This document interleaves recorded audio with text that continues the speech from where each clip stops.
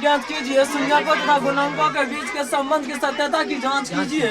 सवाल दिया हुआ है 4u² plus 8u, 4u² plus 8u, 4u² plus 8u में 4u को कॉमन ले लेंगे, 4u को कॉमन ले लेंगे, बच जाएगा u, बच जाएगा u, और 4u को 2 से गुना करेंगे तो हो जाएगा 8u। यहाँ तक कोई किसी को समस्या? 4u बराबर 0 रख देंगे, 4u बराबर 0 रख देंगे, तो गुना में 4u तो सीधा u लेंगे तो 4 भाग में चले जाएगा, किसमें चले जाएगा? भाग में। 4 को 0 से भाग देंगे तो 0 हो जाएगा, 4 को 0 से भाग देंगे तो 0 हो जाएगा, और u बराबर 0, u बराबर 0। यहाँ तक किसी को समस्या? u प्लस 2 बराबर 0 है, u प्लस 2 बराबर 0 है, u प्लस 2 प्लस में है, बराबर के उस साइड जाएगा तो क्या जाएगा? u बराबर -2 हो जाएगा, u बराबर -2 हो जाएगा। अब देखिए u बराबर जो 0 था उसको हम अल्फा बराबर 0 मान लिए, अल्फा बराबर 0 मान लिए, और बीटा बराबर -2, बीटा बराबर -2 मान लिए। अब जांच करेंगे, क्या करेंगे? जांच करेंगे, जांच करेंगे, क्या करेंगे? जांच करेंगे। द्विघात बहुपद, कौन बहुपद? द्विघात बहुपद ax² plus bx plus c, ax² plus bx plus c, है ना।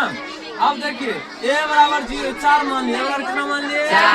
4 मान लिए, b बराबर कितना मान लिए? 8 मान लिए, और c बराबर कुछ नहीं था, c बराबर 0। अब हम क्या करेंगे? शून्यकों का योगफल, शून्यकों का योगफल यानी alpha plus beta, alpha plus beta, alpha बराबर 0 है और बीटा बराबर -2 है, तो अल्फा के जगह पर 0 और बीटा प्लस का चिन्ह है, और बीटा की जगह -2 और बराबर -b/a है, तो -b कितना है? 8 है, कितना है? 8 है, b बराबर 8 है, b बराबर 8 है, तो 8 रख दिए, 4 से 8 को काट दिए तो 2 बार में कटा, कितना बार में? 4 4 दूनी 8, -2 आ गया, और प्लस 0 प्लस -2, 0 प्लस -2 तो प्लस माइनस और 0 में -2 को जोड़ेंगे तो -2 ही होगा, 0 में -2 को जोड़ेंगे तो -2 ही होगा, तो -2 बराबर -2 ये प्रूव्ड हो गया। एक इसको मान लिए, कोई समस्या? पुनः शून्यकों का गुणनफल, शून्यकों का गुणनफल alpha into beta, alpha into beta बराबर c/a, बराबर c/a। अल्फा कितना है? 0 है, कितना है? 0 है, कितना है?